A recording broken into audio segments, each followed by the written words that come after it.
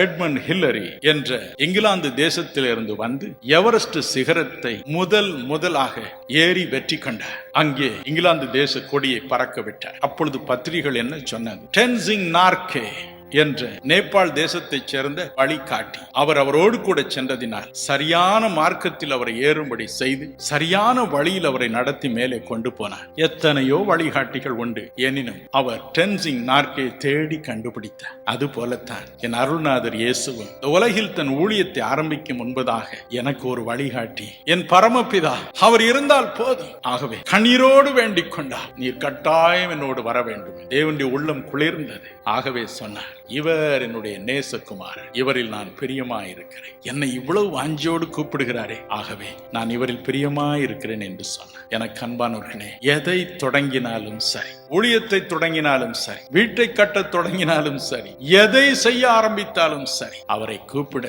ஜெபத்தில் கூப்பிட நாமும் கற்றுக்கொள்வோமா? இயேசு கிறிஸ்துவினால் திட்டமாய் சொல்ல முடிந்தது, ஐயா நான் தனிமையா இல்லை, என் பிதா என்னோடு இருக்கிறார். எப்படி அவரால் சொல்ல முடிந்தது? ஊழியத்தின் ஆரம்பத்தில் அவர் செய்த ஜெபம் அல்லவா? நீங்களும் செய்யலாம். கவலைப்படாதிருங்கள்.